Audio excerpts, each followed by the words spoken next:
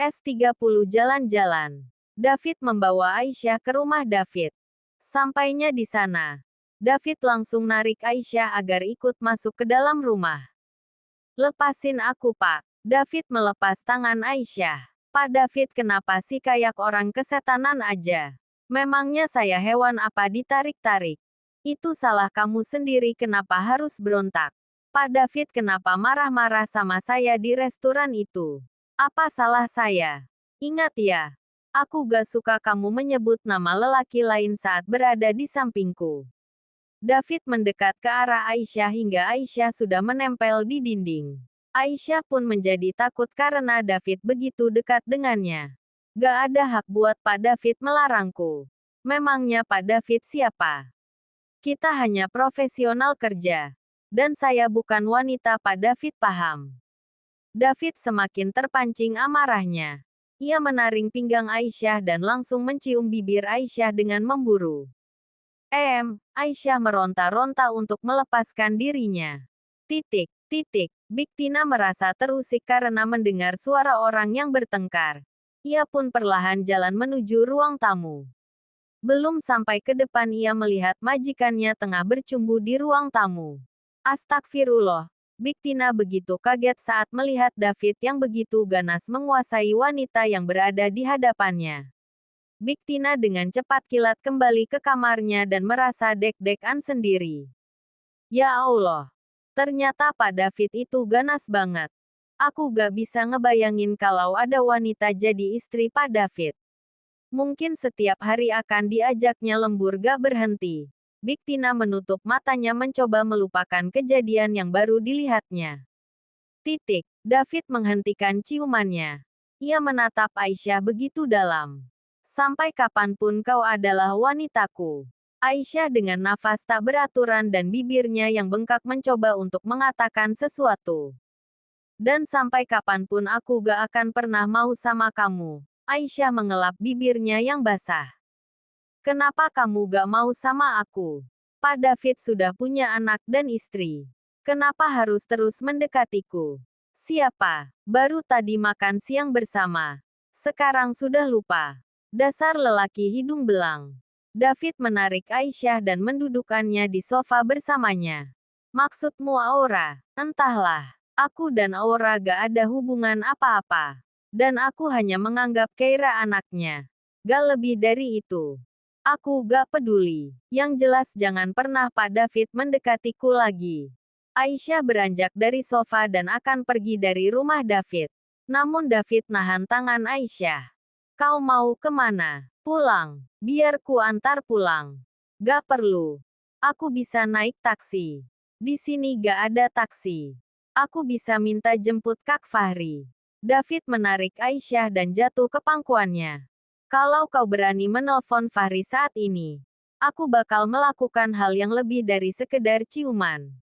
Dasar Pak David mesum. Lepaskan aku. Aisyah memukul dada David dengan kesal. Uhuk. Cukup Syah, cukup. Biarin. Biar sekalian masuk rumah sakit.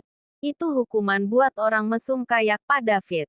Kalau aku sakit, nanti kamu sedih. Gak akan. Kamu bilang aku mesum. Tapi bukannya kamu juga menikmati ciumanku? Kata siapa? Aisyah membuang muka. Kamu sendiri yang bilang. Kapan? Waktu itu. Sebelum jam pulang kantor.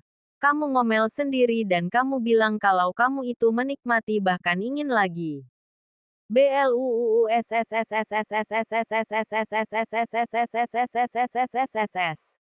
Wajah Aisyah seketika merah merona. Telinganya salah dengar. Pak David nguping ya. Kenapa wajahmu merah? Ketahuan malunya ya. Saat itu aku mau ngajakin kamu pulang bareng. Cuma pas kamu marah-marah aku gak jadi masuk. Aisyah turun dari pangkuan David. Antar ke kantor Pak. Hari ini kita libur. Apa libur? Iya. Aku mau ngajak kamu jalan-jalan. David menarik tangan Asia dan mengajaknya pergi dari rumah David. Aisyah yang tak ada pilihan lain selain ikut bersama David. Setelah perjalanan yang lumayan jauh, sampailah mereka di pantai yang indah. Turunlah. Ini di mana Pak? Kita jalan-jalan ke pantai. Pantai. David mengajak Aisyah berjalan menuju pantai. Masya Allah, indah sekali. Aisyah berlari ke arah bibir pantai, kemudian Aisyah melentangkan kedua tangannya dan menikmati hembusan angin pantai. David berdiri di sampingnya dan memandang ke depan. Apa kamu suka? Suka, Pak. Selama di sini saya gak pernah ke pantai. Hehe.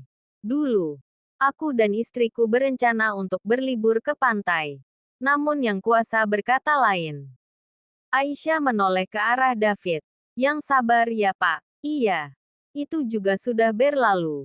David mengajak Aisyah berjalan menyusuri bibir pantai. Syah, apa tidak ada lelaki yang mendekatimu?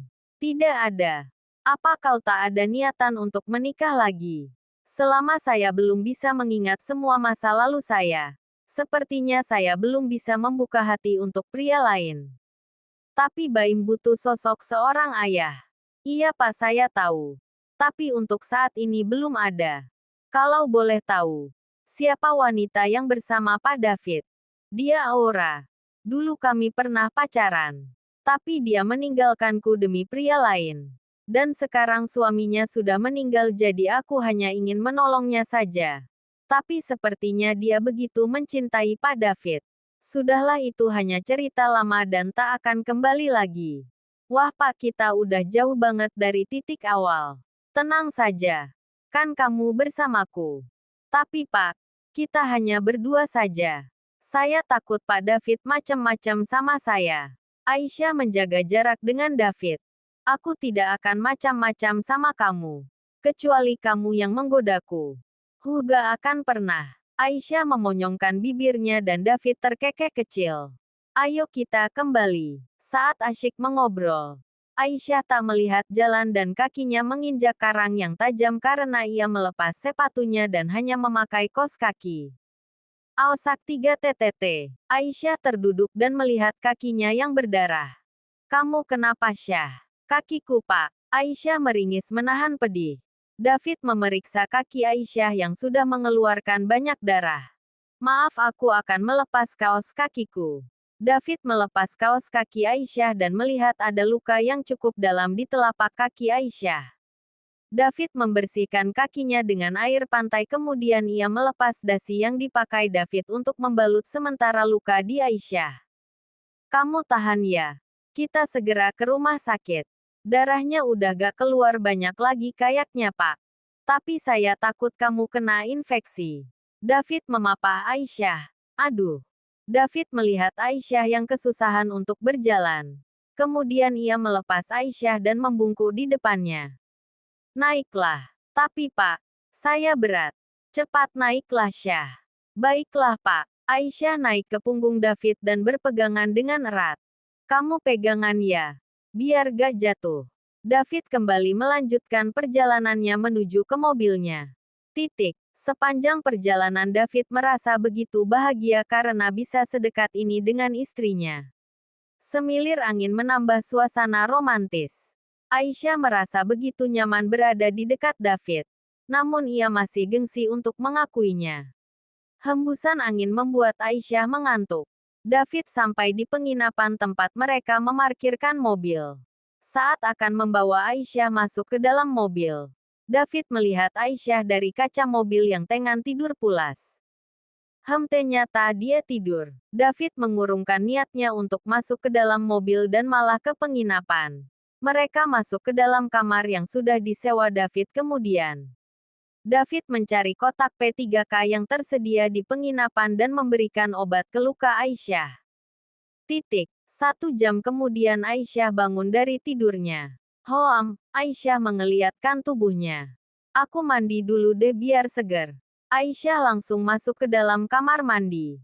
Saat sesudah mandi ia baru sadar kalau dirinya sekarang bukan di rumah melainkan di tempat lain. Aku di mana ya? Aisyah keluar dari kamar mandi dan celingukan melihat sekitar kamar tapi tidak ada orang. Ini di mana sih? Aisyah mendekati jendela dan membuka sedikit. Loh, ini kok aku masih di pantai? Celetakek. Aisyah melihat ke arah pintu dan dilihatnya David yang membuka pintu. Pak David. Aisyah begitu terkejut melihat David masuk ke kamar. Aisyah. David bengong saat melihat Aisyah yang hanya menggunakan handuk putih setengah badan dengan rambutnya yang basah dan terurai panjang.